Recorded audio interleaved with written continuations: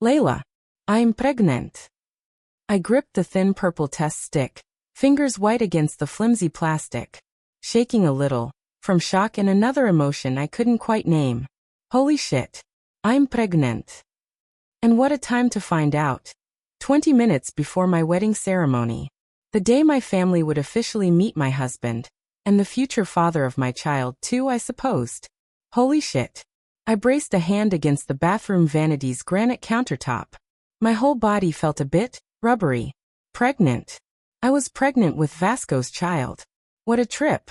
Sure, we'd been legally married exactly a year today. But since we hadn't yet held the ceremony, my family hadn't met him. Not with how much of a whirlwind it had all been. Craziest decision of my life by a long shot. Eloping with a man I'd met just 3 weeks prior. Then leaving behind my glistening New York City for the wilds of Alaska. But I'd known always. From the first moment I'd set eyes on him that night outside the restaurant. He was mine. Rain running rivulets down his angled cheekbones, clumping dark lashes, slicking black curls against glowing golden skin. He was the most beautiful man I'd ever seen. Even before his bowed lips had curved into a soft, white smile. From that moment I'd known. He was the one. Maybe that's why I'd offered him my umbrella. Give him my phone number, too, when he'd asked in that lilting Italian accent. Agreed to a date the very next day. Mine. Today, perched in my guest bathroom, the pregnancy test balanced in my fingers, I had no doubt. I'd wanted him then for my husband, and I wanted him now for my future family. Shit, I was going to be a mother. I exhaled a shaking breath and lifted my gaze from the little plus sign in my fingers to the sprawling mirror. The face that stared back wasn't shockingly different from my norm. My white blonde hair nestled in a braided crown sprinkled with white lilies, blue eyes lightly lined in kohl, lips softened to pink. The dress itself was simple. Plain white that clung to my lean frame in a flattering sweep, ending above the knees. Yet the simple, feminine touches rendered my reflection almost unfamiliar. Or maybe it was the glowing radiance of the girl in the glass. I smiled and she beamed back. That girl, the one effervescent in white, she looked fit to be Vasco's queen. And definitely the mother of his child. Hell, she looked like the luckiest damned woman alive. I exhaled another, surer, breath, letting the shock give way to the other feeling bubbling inside me. One I could now name joy. Hesitant, uncertain, almost fearful joy, sure. But joy all the same. Vasco's baby would be as beautiful as its father, I had no doubt. Vasco himself would be overjoyed. But first, I had to make an appearance at my wedding ceremony. Get the introductions over with. Smile, nod, shake hands. The whole nine. I smiled at the woman in the mirror again. She looked perfect, just like today would be. Let's do this, girl. I tucked the test into the top drawer of the bathroom vanity, nestling it under a tissue so it wouldn't be found before I was ready. Then, without further thought, I swept from the bathroom, down the hall, and into the backyard. Past the French doors, our property sprawled in a breathtaking expanse of rolling lawn and manicured gardens. A white stone path wound its way through rosebushes and daylilies, brushed alongside oleander and cherry blossoms fringing the edges of our fields.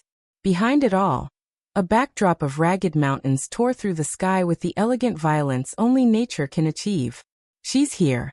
A child's squeaked voice drew my attention from the skyline, so vastly different from my Manhattan, to the small group of people assembled beneath a copse of flowering magnolias.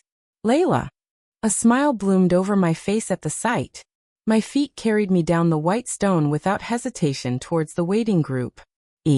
I'm so glad you're all here. All the people I loved most in the world, right here. For me, there was my childhood best friend, Danielle, with her kids and husband in tow. My older cousins, Nikki and Braden, each with their slew of tagalongs. My grandmother, of course, beaming at me from beneath a wide-brimmed pink hat. Some of my fellow hospital interns had clearly come straight from work. I couldn't help but smile at the white coats and colorful scrubs. That they'd made the effort almost had me, of all people, blinking tears from my carefully mascara-ed lashes. Or maybe it was the thought of who wasn't here, who'd never get to meet my husband or our child.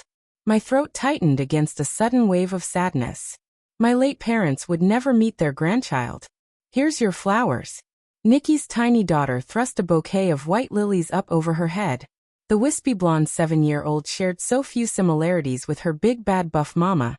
Nothing like the wild half-dressed hooligans we'd been as kids, tearing through upstate New York on dirt bikes and ATVs.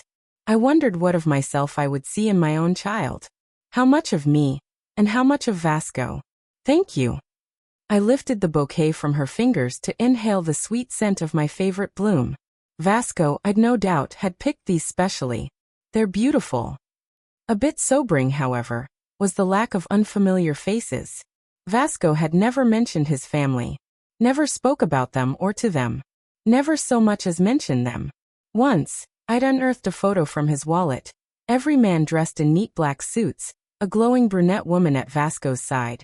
But he'd brushed aside my questions. I knew nothing of his past, and until this moment it had never mattered. It was too much to hope, I supposed, that any of them might have showed to celebrate our special day. But now, even more noticeably absent from the crowd was, "Where is Vasco?" I leaned in close to Nana to murmur in her ear. She alone had met my husband. Of course she had. She was so much more than my grandmother, and would know his whereabouts. She'd be first to know about the baby too. Nana didn't have to answer. The faint lines drawn in alongside the deep grooves of permanently etched concern told me enough. He'd left. Sudden unease clenched my stomach in a tight fist. I didn't bother to excuse myself, just turned and hurried back towards the house. Twice as fast as I'd left it.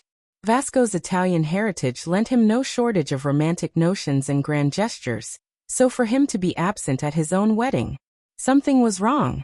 My stomach clenched tighter. Something was wrong. I slipped back through the French doors, into the sprawling living room. Could his family have something to do with this? Maybe he missed them, wanted them here. Wished they could be.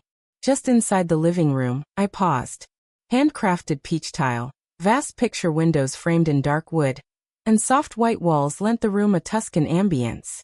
The fireplace on the far side of the room, however, brought in a sense of warmth, critical on cold, dark Alaskan winter nights.